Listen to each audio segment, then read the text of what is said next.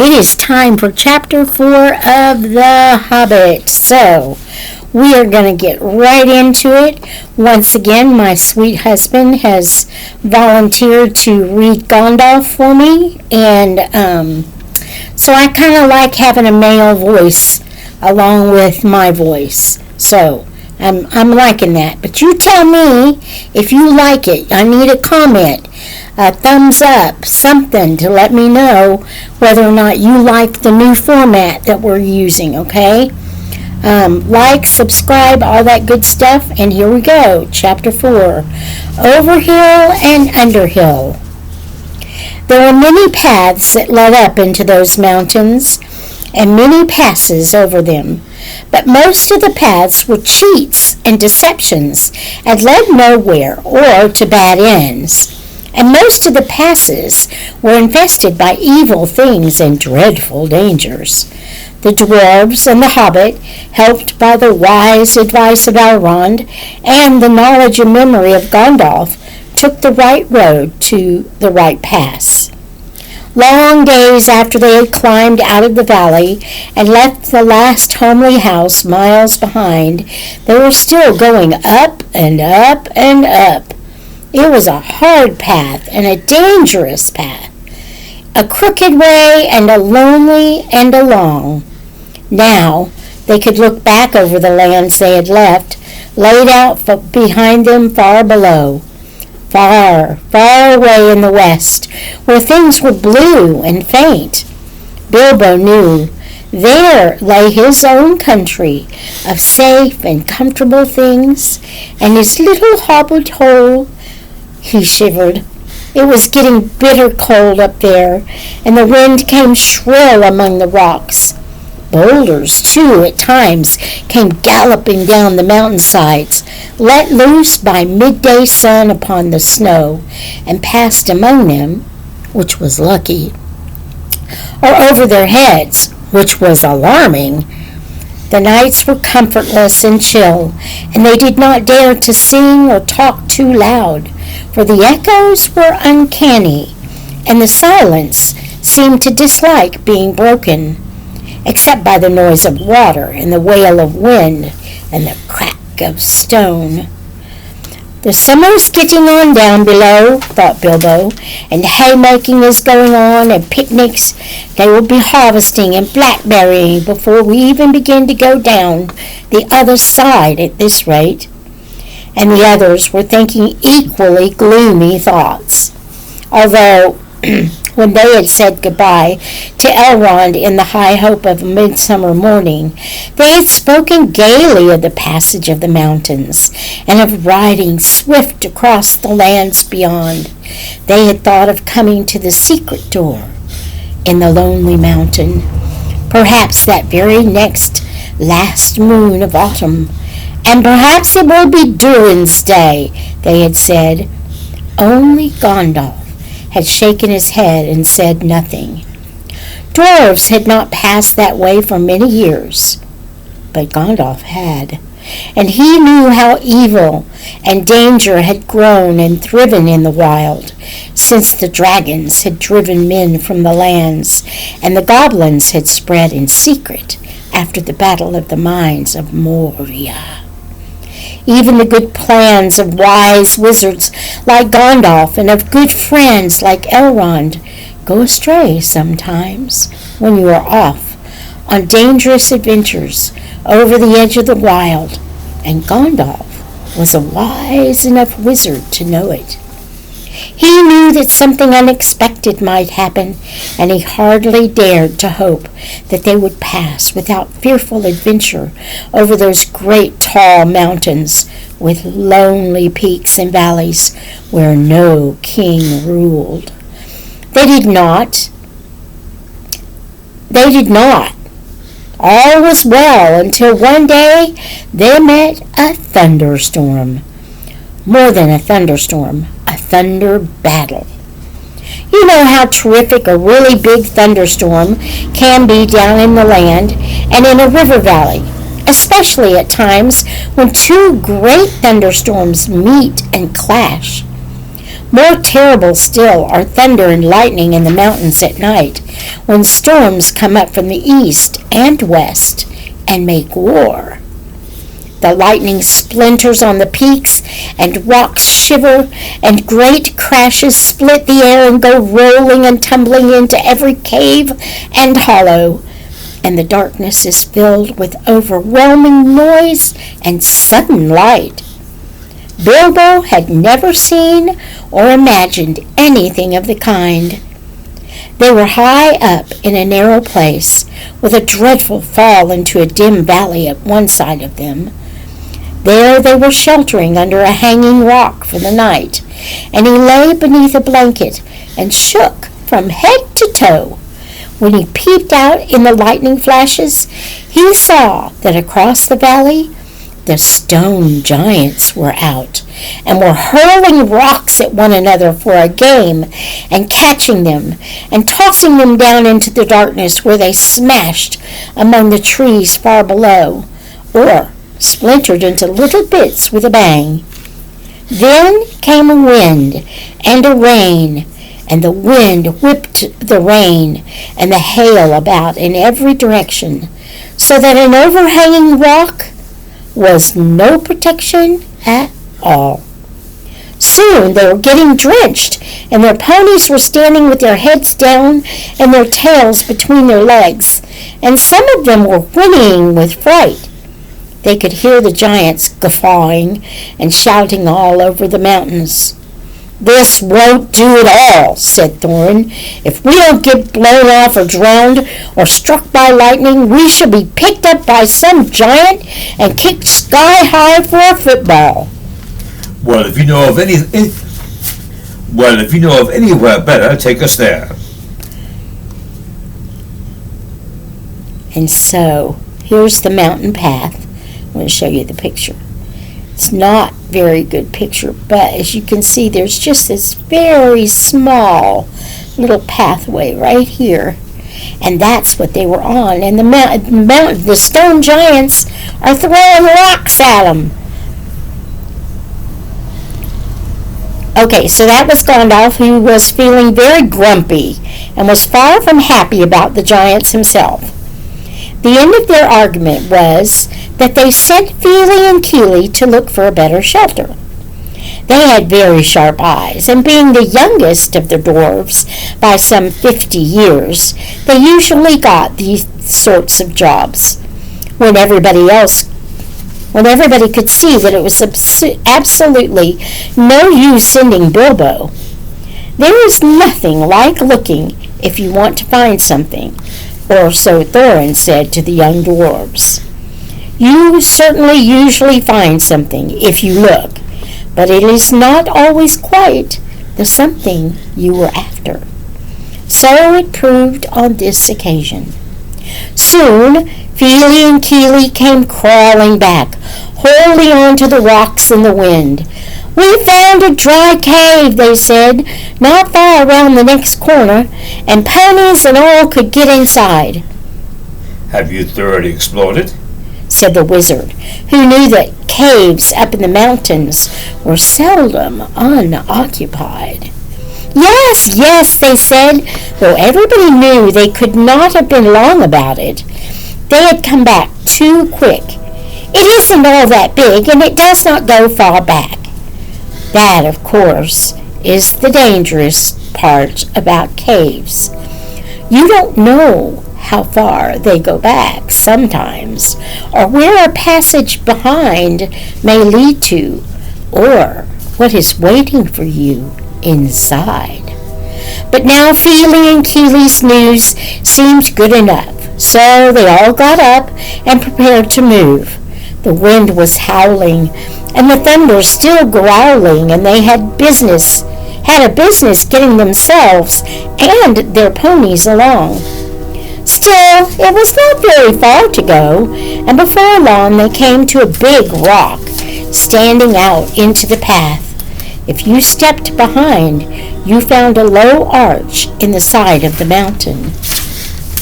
There was just room to get the ponies through with a squeeze when they had been unpacked and unsaddled. As they passed under the arch, it was good to hear the wind and the rain outside instead of all about them, and to feel safe from the giants and their rocks. But the wizard was taking no risks. He lit up his wand, as he did that day in Bilbo's dining room that seemed so long ago, if you remember, and by its light they explored the cave from end to end. It seemed quite a fair size, but not too large and mysterious. It had a dry floor and some comfortable nooks. At one end there was a room for the ponies, and there they stood, mighty glad of the change, steaming and champing in their nose bags. Owen and Glowing wanted to light a fire at the door to dry their clothes, but Gandalf would not hear of it. So they spread out their wet things on the floor and got dry ones out of their bundles. Then they made their blankets comfortable, got out their pipes, and blew smoke rings, which Gandalf turned into different colors and sat dancing up by the roof to amuse them. They talked and forgot about the storm and discussed what each would do with his share of the treasure when they got it, which at the moment did not seem so impossible. And so they dropped off to sleep, one by one, and that was the last time that they used the ponies' packages, baggages, tools, and paraphernalia that they had brought with them. It turned out a good thing that night that they had brought little Bilbo with them, after all. For, somehow, he could not go to sleep for a long while, and when he did sleep, he had very nasty dreams. He dreamed that a crack in the wall at the back of the cave got bigger and bigger and opened wider and wider, and he was very afraid, but could not call out or do anything but lie and look. Then he dreamed that the floor of the cave was giving way, and he was slipping, beginning to fall down. Goodness knows where to. At that he woke up with a horrible start and found that part of his dream was true. A crack had opened at the back of the cave and was already a wide passage. He was just in time to see the last of the ponies' tails disappearing into it. Of course, he gave a very loud yell, as loud a yell as a hobbit can give, which is surprising for their size. Out jumped the goblins, big goblins, great ugly-looking goblins, lots of goblins, before you could say rocks and blocks. There were 6 to each dwarf at least, and 2 even for Bilbo, and they were all grabbed and carried through the crack before you could say tinder and flint, but not Gandalf. Bilbo's yell had done that much good. It had wakened him up wide in a splintered second, and when goblins came to grab him, there was a terrific flash like lightning in the cave, a smell like gunpowder, and several of them fell dead. The crack closed with a snap, and Bilbo and the dwarves were on the wrong side of it. Where was Gandalf? Of that, neither they nor the goblins had any idea, and the goblins did not wait to find out. They seized Bilbo and the dwarves and hurried them along. It was deep, deep dark, such as only goblins that have taken to living in the heart of the mountains can see through. The passages were crossed and tangled in all directions, but the goblins knew their way, as well as you do, to the nearest post office. And the way went down, and it was most horribly stuffy. The goblins were very rough, and pinched unmercifully, and chuckled and laughed in their horrible stony voices. And Bilbo was more unhappy even than when the troll had picked him up by his toes. He wished again and again for his nice, bright hobbit hole, not for the last time. Now there came a glimmer of a red light before them. The goblins began to sing, or croak, keeping in time with the flap of their flat feet on the stone, and shaking their prisoners as well. Clap, snap, the black crack, grip, grab, pinch, nab, and down to Goblin Town you go, my lad. Clash, crash, crush, smash, hammer and tongs, knocker and gongs, pound, pound far underground. Ho, ho, my lad. Swish, smack, whip, crack, batter and beat, yammer and bleat, work, work, nor dare to shirk, while goblins quaff and goblins laugh, round and round, far underground below, my lad. It sounded truly terrifying. The walls echoed to their clap, snap, and the crush, smash, and to the ugly laughter of their ho, ho, my lad. The general meaning of the song was only too plain, for now the goblins took out whips and whipped them with a swish, smack, and set them running as fast as they could in front of them, and more than one of the dwarves were already yammering and bleating like anything when they stumbled into a big cavern. It was lit by a great red fire in the middle and by torches along the walls, and it was full of goblins. They all laughed and stamped and clapped their hands when the dwarves, with poor little Bilbo at the back and nearest to the whips, came running in, while the goblin drivers whooped and cracked their whips behind. The ponies were already there, huddled in a corner, and there were all the baggages and packages lying broken open and being rummaged by goblins and smelt by goblins and fingered by goblins and quarreled over by goblins. I am afraid that was the last they ever saw of those excellent little ponies, including a jolly, sturdy little white fellow that Elrond had lent to Gandalf, since his horse was not suitable for the mountain paths. For goblins eat horses and ponies and donkeys and other much more dreadful things, and they are always hungry. Just now, however, the prisoners were thinking only of themselves. The goblins chained their hands behind their backs and linked them all together in a line and dragged them to the far end of the cavern, with little Bilbo tugging at the end of the row. There in the shadows, on a large flat stone, sat a tremendous goblin with a huge head, and armed goblins were standing round him carrying the axes and the bent swords that they use. Now goblins are cruel, wicked, and bad-hearted. They make no beautiful things, but they make many clever ones. They can tunnel and mine as well as any but the most skilled dwarves. When they take the trouble, tough they are usually untidy and dirty, though they are Though they are usually untidy and dirty. Hammers, axes, swords, daggers, pickaxes, tongs, and also instruments of torture they make very well, or get other people to make to their design. Prisoners and slaves that have to work till they die for want of air and light.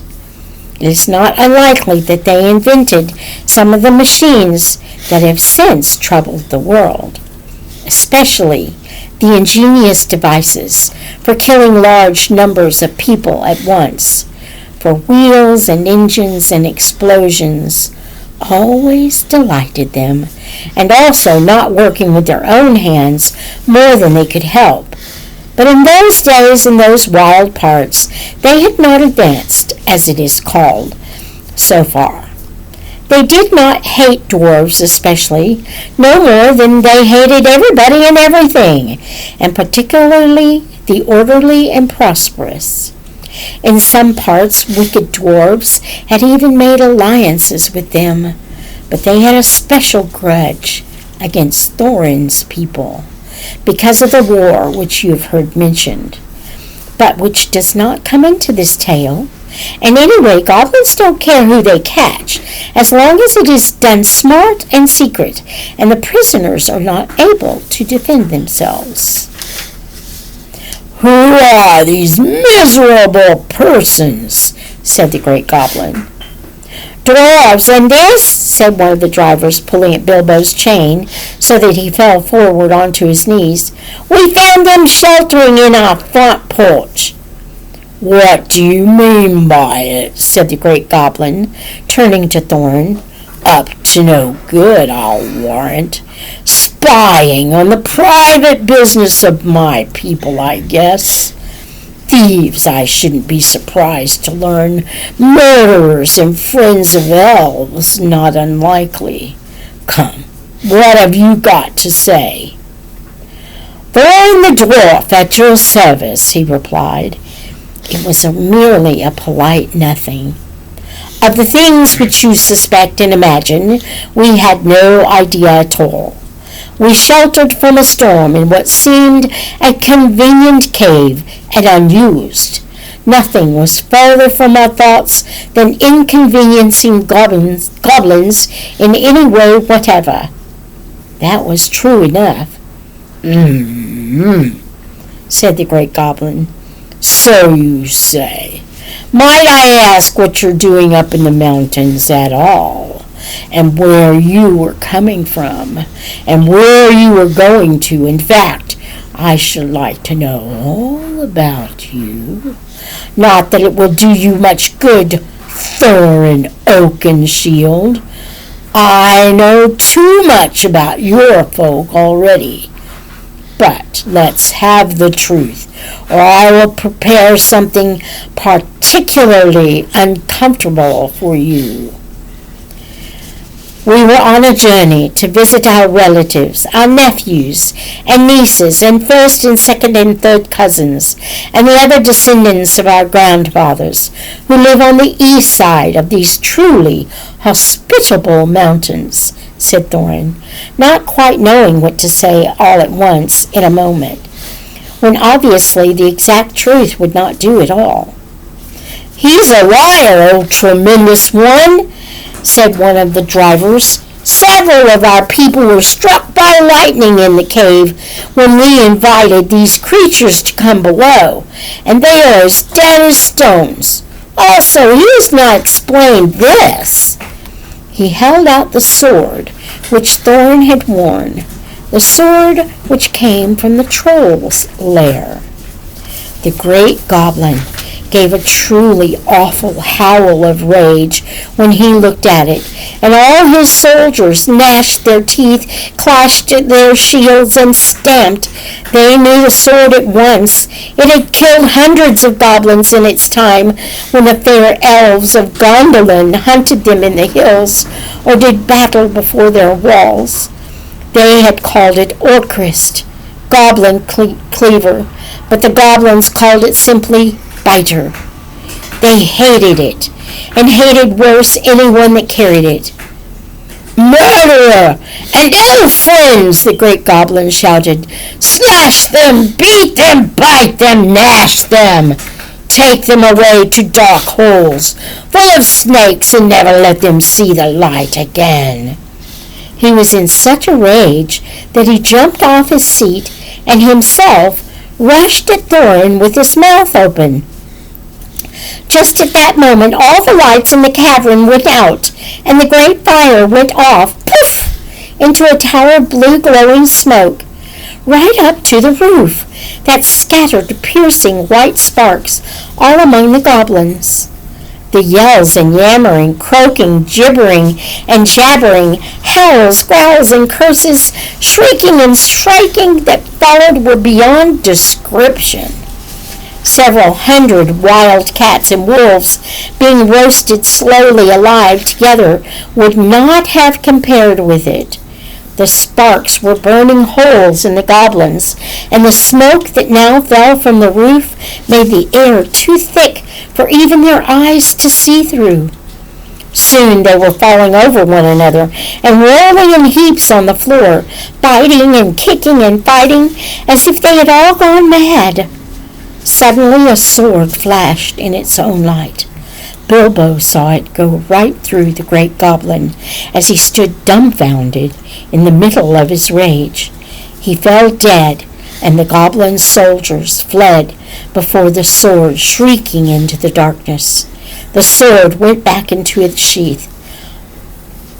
"Follow me quick," said a voice fierce and quiet, and before Bilbo understood what happened, he was trotting along again as fast as he could trot at the end of the line, down more dark passages with the yells of the goblin hall growing fainter behind him. A pale light was leading them on. "Quicker, quicker," said the voice. "The torches will soon be relit." "Half a minute," said Dory, who was at the back next to Bilbo, and a decent fellow. He made the hobbit scramble on his shoulders as best he could with his tied hands, and then off they all went at a run, with a clink-clink of chains and many a stumble, since they had no hands to steady themselves with. Not for a long while did they stop, and by that time they must have been right down in the very mountain's heart. Then Gandalf lit up his wand. Of course it was Gandalf, but just then they were too busy to ask how he got there. He took out his sword again, and again it flashed in the dark by itself. It burned with a rage that made it gleam if goblins were about. Now it was bright as blue flame for the delight in the killing of the great lord of the cave. It made no trouble whatever of cutting through goblin chains and setting all the prisoners free as quickly as possible. This sword's name was Glomdring, the foe hammer, if you remember. The goblins just called it Beater, and hated it worse than Biter, if possible. Orcrist, too, had been saved, for Gandalf had brought it along as well, snatching it from one of the terrified guards. Gandalf thought of most things, and though he could not do everything, he could do a great deal for friends in a tight corner. "Are we all here?" said he, handing his sword back to Thorin with a bow.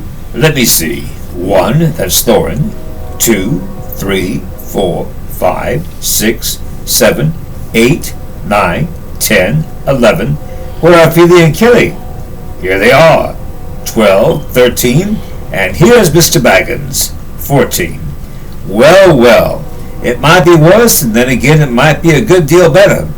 No ponies and no food, and no knowing quite where we are, and hordes of angry goblins just behind. On we go." On they went. Gandalf was quite right. They began to hear goblin noises and horrible cries far behind in the passages they had come through. That sent them on faster than ever, and as poor Bilbo could not possibly go half as fast, for dwarves can roll along at a tremendous pace, I can tell you, when they have to, they took it in turn to carry him on their backs. Still, goblins go faster than dwarves, and these goblins knew the way better. They had made the paths themselves, and were madly angry. So that, do what they could, the dwarves heard the cries and howls getting closer and closer. Soon they could hear even the flap of the goblin feet. Many, many feet, which seemed only just round the last corner. The blink of red torches could be seen behind them in the tunnel they were following, and they were getting deadly tired. Why did I ever leave my hobbit hole?" said poor Mr. Baggins, bumping up and down on Bomber's back. Why did I ever bring a wretched little hobbit on a treasure hunt?" said poor Bomber, who was fat and staggered along with the sweat dripping down his nose in his heat and terror. At this point, Gandalf fell behind, and Thorin with him. They turned a sharp corner. About turn. Oh, go ahead. Draw your sword, Thorin. There was nothing else to be done, and the goblins did not like it.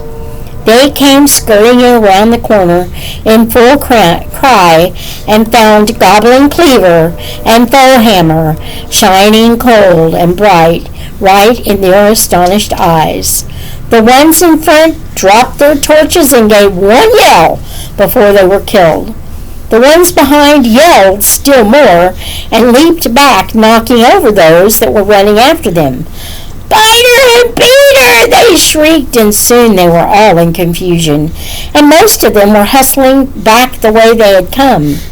It was quite a long while before any of them dared turn that corner.